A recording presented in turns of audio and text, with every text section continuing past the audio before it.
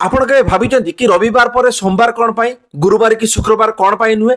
ଯାହାର ସତ୍ୟତା ଜାଣିଲେ ଆପଣ ଆଶ୍ଚର୍ଯ୍ୟ ହୋଇଯିବେ। ସୂର୍ଯ୍ୟ ସିଦ୍ଧାନ୍ତ, ବୃହତ ସଂହିତା ଓ ଜ୍ୟୋତିଷଶାସ୍ତ୍ର ଅନୁସାରେ ଏହି ସାପ୍ତାହିକ କ୍ରମ ବା ବ୍ୟବସ୍ଥା ଯାହା ନବଗ୍ରହଙ୍କ ଶକ୍ତିକୁ ନେଇକି ଆଧାରିତ।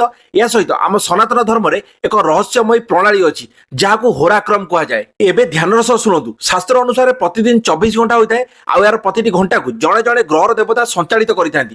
ଆଉ ଦିନର ଆରମ୍ଭ ଯେଉଁ ଗ୍ରହର ଦେବତାଙ୍କ ଠାରୁ ଆରମ୍ଭ ହୋଇଥାଏ ସେହି ଗ୍ରହର ଦେବତାଙ୍କ ନାମ ଅନୁସାରେ ଉକ୍ତ ଦିନର ନାମକରଣ ହୋଇଥାଏ। ଆଉ এই হোরাক্রম অনুসারে সর্বপ্রথমে সূর্য, তারপরে চন্দ্র, তারপরে মঙ্গল, বুধ, বৃহস্পতি, শুক্র ও শেষে শনি ও তারপরে পুଣି সূর্য, তারপরে চন্দ্র। তো এই হোরা প্রক্রিয়া এইপরি ভাবে নিয়মিত চালিଥାଏ। ଆଉ রাতি 12টা পরର প্রথম ঘণ্টা হোরাক্রম অনুসারে সূর্যদেবଙ୍କର ହୋଇଥାଏ। ସେଥିପାଇଁ ପ୍ରଥମ ଦିନ ରବିବାର ହୋଇଥାଏ। ଆଉ ଯେପରି ହୋରାକ୍ରମ ଅନୁସାରେ 24 ଘଣ୍ଟାର ଶେଷ ହୋଇଥାଏ, ସେବେ କ୍ରମ ଅନୁସାରେ ଯେଉଁ ଗ୍ରହ ଆସିଥାନ୍ତି ସେ ହେଉଛନ୍ତି ଚନ୍ଦ୍ରମା। ସେଥିପାଇଁ ଦ୍ୱିତୀୟ ଦିନ ଚନ୍ଦ୍ରମାଙ୍କ ନାମ ଅନୁସାରେ ସୋମବାର ହୋଇଥାଏ, ଯେଉଁଥିପାଇଁ ରବିବାର ପରେ ସୋମବାର ହୋଇଥାଏ। ଆଉ এই ଗ୍ରହକ୍ରମ ଅନୁସାରେ ସମ୍ପୂର୍ଣ୍ଣ ସପ୍ତାହର ନାମକରଣ ହୋଇଥାଏ।